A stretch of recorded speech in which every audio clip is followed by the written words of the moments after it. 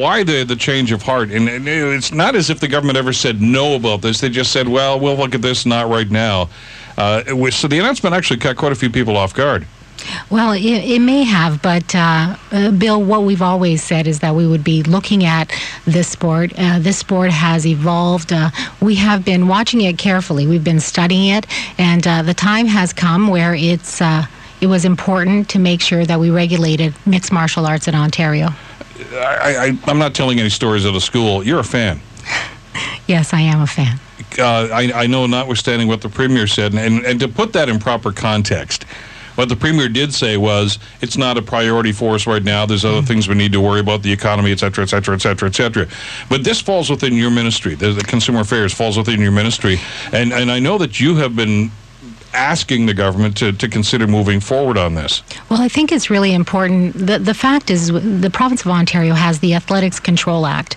We have a athletics commissioner for Ontario whose job is to administer and to make sure he enforces that act. And right now we have boxing, which is legal in Ontario, and we regulate it. We also have kickboxing, which is legal, and we regulate it. Both of these sports are, full contact, and we do regulate them. And the only way we can make sure that there are safety measures in place is if it is regulated. If it's not, and I think our panel could attest to this, if it's not regulated, we have no control over the safety of competitors. Jeff, you've been in the cage. You've been in the ring on a number of occasions. Talk to me about the concern that a lot of people have said that this is nothing more than a blood sport. Well, many times you hear people say that there's no technique involved, and it's just about, punching the other person or kicking the other person or applying chokes and stuff. But there's so much technique involved, and it's all out there already. You have judo all over the world. You have Brazilian jiu-jitsu. So you have the chokes, you have the arm locks, and of course boxing, widely accepted, and then kickboxing. So it's all out there, and it's all being done. And then, when we combine them together, there's no question that it's very safe, and it's a great sport. Sophia, this is the sixth or so? Well, in fact, right now we have 6 provinces that regulate MMA, and we will be the 7th. Marc, one of the things that impressed me when you start looking at some of the stats on this is pay-per-view numbers. And I understand people can say, well, it's all about the money. But there's one element of sports that simply says, okay, some people will watch this on TV, others might go to an arena to watch a sport, but pay-per-view is a different animal altogether. That's people that are going to shell out for these events. The pay-per-view numbers for MMA are simply astronomical. It's very, very popular, and what's really happening now, once a month, people have parties at their house. They have 8 or 10 people over there, or 6 or 7 couples, and they all bring something, and like a potluck. It's a monthly night out for people, and it's a celebration. That's what's interesting to me, that people can't wait for these fights, and they really plan around them. What's the time frame now, Marc? I mean, obviously there's going to have to be some discussion between the province and obviously your organization too. But in a best-case scenario, how soon can we expect to see some matches and see some activity here in Ontario? Well, I think the first thing the commission has to amp up. We're not going to rush them whatsoever. They need to have judges and referees and inspectors and get themselves ready. I would assume the first quarter of 2011 will be the first MMA fight, and we'll start really talking to the Rogers Center and the ACC sometime very soon, as soon as we know approximately when the commission will be ready. Well, look, there's the most important aspect of this decision was the safety aspect. We know that this sport has, whether you like this sport or not, there's a huge following. It has, I would have to say, exploded. I don't think I've ever seen a sport become so popular so quickly. What we do know is that, yes, it's a full contact sport, and like all full contact sports, there will be injuries.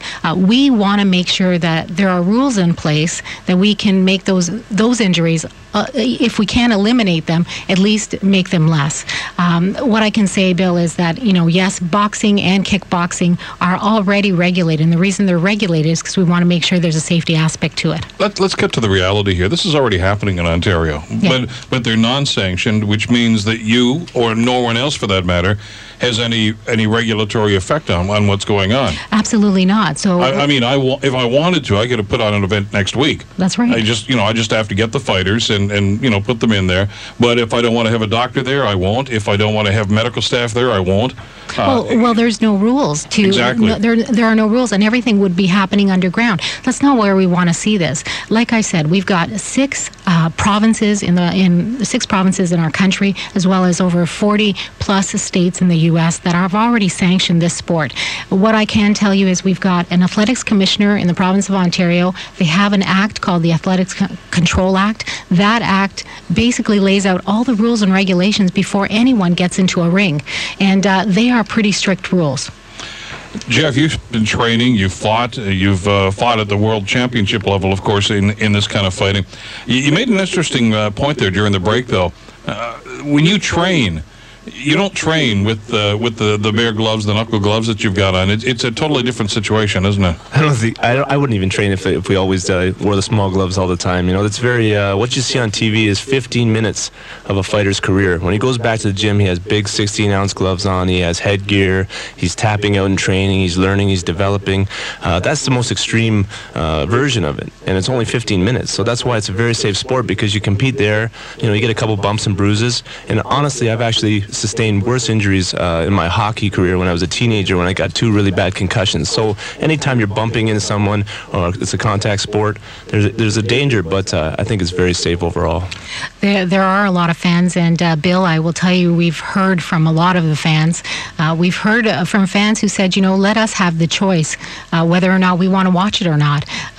So we've heard a lot of fans. Jeff, run us through, because you've been doing this for quite some time, and as I say, fought at a world level, a championship level, and been successful as a world champion. The people that say, well, this is barbaric, people are going to suffer severe brain injuries, and they see the blood all over the place. Can you just walk into the ring? I mean, what are the regulations that are in place in the places where you have fought, where this has been sanctioned? To look after potential injuries or somebody who is injured, or the process you have to go through, for instance, to qualify for a fight. I don't necessarily mean to qualify as far as competition, but to qualify physically for a fight. Well, gone are the days where people are stepping into the cage or the rings unprepared. They're coming in phenomenal shape. Back in the days, you saw guys that were out of shape. They had a big belly, this and that, and they were tired in about 30 seconds. Of course, there's a big opportunity for injury there, but these guys are well prepared. They're well versed. They know how to box. They know how to wrestle. They know how to do all the elements. If they don't know that, they're not even succeeding in the gym. So of course they're not going to jump into the cage. So they're really well prepared. It's not one style anymore, and I think that's what's really keeping it safe. Well, Bill, even before a boxer gets into a fight, if it's his first fight, there's a series of medical tests, including an MRI. No one is going to get into that ring unless there is proper medical records and information prior to getting into that ring. And that is because of regulation. And the other thing is we need to make sure that the athletics commissioner matches fighters with someone of the same caliber. What we have seen in non-regulated places is you get someone who is 6'5", 120 pounds, fighting with someone who is definitely not his match. And what happens in those situations are really bad things happen.